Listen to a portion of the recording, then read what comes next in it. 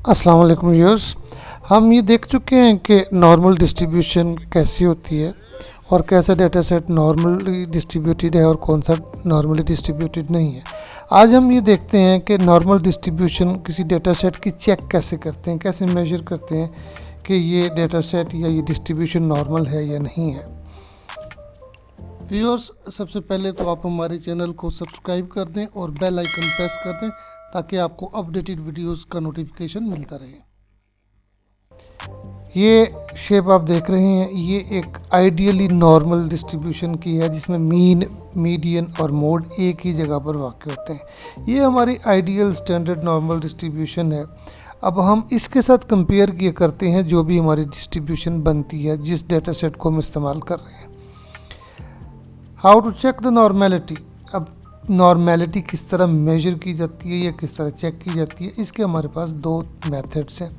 एक हमारे पास पहला मेथड है वो ग्राफिकल मेथड्स है जिसमें हम ग्राफ्स के ज़रिए ये चेक करते हैं, और दूसरा हमारा मेथड है वो न्यूमेरिकल मेथड कहलाता है जिसमें हमारे पास न्यूमेरिकल मेथड्स होते हैं।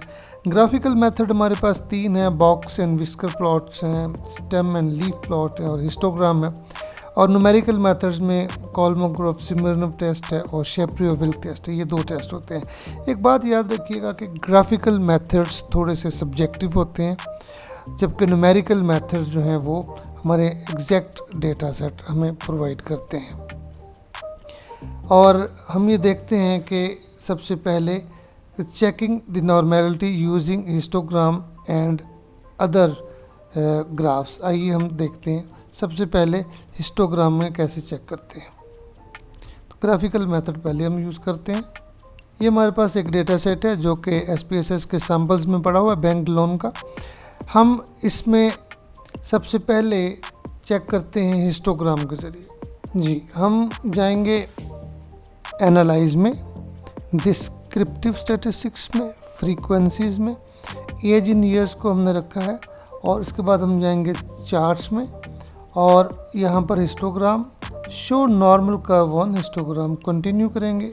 ओके, तो ये हमारे सामने एक हिस्टोग्राम आ गया है और आप ये देख सकते हैं कि ये तकरीबन नॉर्मल ही है। आइए अब हम दूसरा मेथड यूज़ करते हैं। एनालाइज में जाएंगे, डिस्क्रिप्टिव स्टैटिस्टिक्स में, एक्सप्लोर में जाना है आपने, डिपेंडेंट लिस्ट में आपने एज इन ईयर्स रखना है, और डिस्प्ले में ये बोथ को आपने कवर रखना है, क्लिक रखना है, और स्टैटिस्टिक्स में आपने जाना है तो डिस्क्रिप्टिव्स और आउटलायर को क्लिक कर दें आप। उसके बाद प्लॉट्स में जाना है आपने, डिस्क्रिप्टिव में स्टेम एंड लीफ और हिस्टोग्राम को, और बॉक्स प्लॉट में फैक्टर लेवल टुगेदर, और नॉर्मेलिटी प्लॉट्स विद टेस्ट। ये आपने कंटिन्यू करना है, ओके करना है, तो हमारे पास एक कंप्लीट लिस्ट आ जाएगी। देखिए हमारे पास जो लिस्ट आई है उसमें उसने ये बताया कि हमारा सैम्पल साइज़ 850 है और इसमें कोई भी मिसिंग वैल्यू नहीं है। और सबसे पहले ये देखिए मीन है हमारा 35.03 और कॉन्फिडेंस इंटरवल दिया हुआ है। कॉन्फिडेंस इंटरवल का मतलब है कि हम कितना श्योर हैं। यहाँ पर 95% है तो हम 95% श्योर हैं कि हमारा जो मीन है वो 34.49 और 35.57 के दरमियान है, उस पॉपुलेशन का मीन।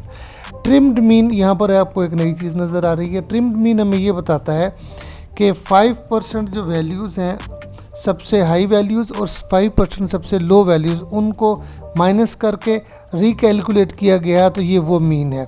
मीडियन आप देखिए 34.0 है, वेरिएंस 64 है, स्टैंडर्ड डिविएशन 8 है, मिनिमम 20, मैक्सिमम 56 है, रेंज 36 है, इंटर क्वार्टाइल रेंज इसकी 12 है, स्क्यूनेस 0.335 है और कर्टोसिस -0.658 है। अब ये देखिए कि हमारा जो मीन है वो कितना को मुतासिर हो रहा है।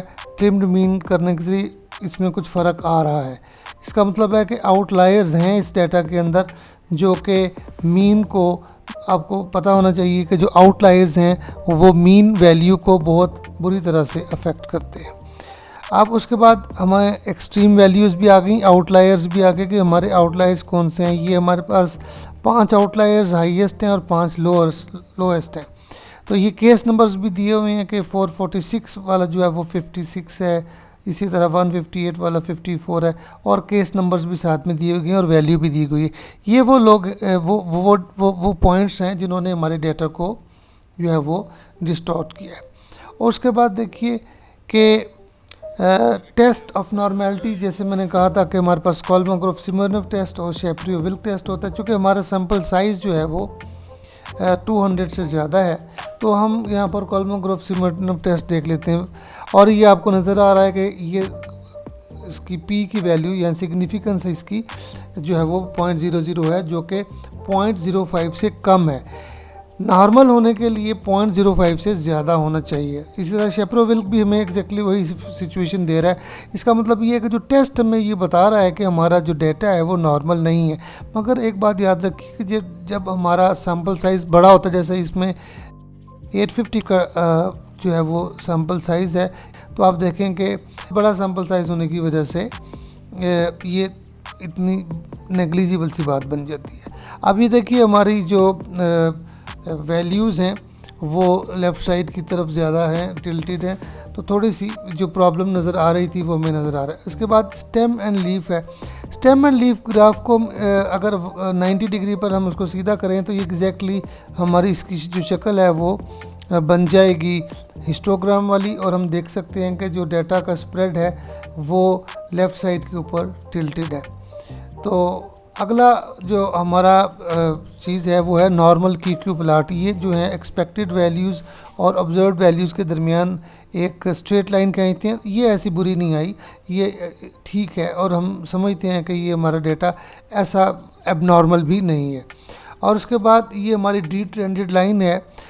इसको आप ये देखिए कि आपको याद होगा कि जो मीन होता है स्टैंडर्ड नॉर्मल डिस्ट्रीब्यूशन का वो ज़ीरो होता है। अब ये देखिए कि ये ज़ीरो के ऊपर नीचे वैल्यूज़ हैं, ये चंद एक आउटलायर्स भी आपको नज़र आ रहे हैं, और आप ये देख सकते हैं कि ये एक जगह पर कंसंट्रेटेड नहीं है, इनको एक जगह पे कंसंट्रेटेड नहीं होना चाहिए।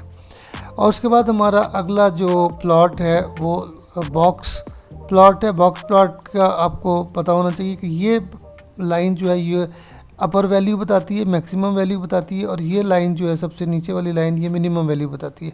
और ये वाला लाइन और ये वाली लाइन ये पहला क्वार्टाइल और ये तीसरा क्वार्टाइल बताती है हमें, जबकि ये बीच वाली जो लाइन है ये हमें मीडियन बताती है। और ये हम देख रहे हैं कि ये जो मीडियन है थोड़ा सा नीचे की तरफ है। इसको एग्जैक्टली अगर ये दरमियान में होता तो हम कहते कि ये बहुत अच्छी हमारी डिस्ट्रीब्यूशन है, 100% ये नॉर्मल है, मगर ये थोड़ी सी नॉर्मेलिटी से डिविएट कर रही है।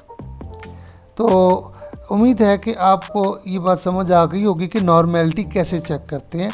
मैं फिर दोहरा देता हूँ। सबसे पहले आप हिस्टोग्राम देखेंगे, उसके बाद आप देखेंगे कि आपके टेस्ट जो हैं वो कोलमोग्राफ-सिमोनोव टेस्ट और शेप्रियो-विल्क टेस्ट, और अगर ये नॉर्मल होंगे एग्जैक्टली तो फिर इनकी जो सिग्निफिकेंस होगी या पी वैल्यू होगी ये 0.05 से ज़्यादा आनी चाहिए। सैम्पल साइज़ हमारा 200 से ज़्यादा था, तो हम मेयर्स के मुताबिक 200 प्लस वाले सैम्पल साइज़ के लिए कोलमोग्राफ टेस्ट को हम यूज़ करते हैं। और उसके बाद ये उस टेस्ट में हिस्टोग्राम भी आ गई जो कि थोड़ी सी हमें लेफ़्ट साइड पर टिल्टेड नज़र आती है। इसी तरह स्टेम एंड लीफ, और इसी तरह ये क्यू प्लॉट है। नॉर्मेलिटी का इशू है मगर बहुत ज़्यादा नहीं है। इस नॉर्मेलिटी के इशू को हम इग्नोर भी कर सकते हैं। उम्मीद है कि आपको नॉर्मेलिटी या नॉर्मल डिस्ट्रीब्यूशन मेजर करना आ गया होगा। आप कोई भी सवाल पूछना चाहें तो कमेंट बॉक्स में लिखिए, मैं आपको उसका जवाब दूंगा। आपका बहुत शुक्रिया।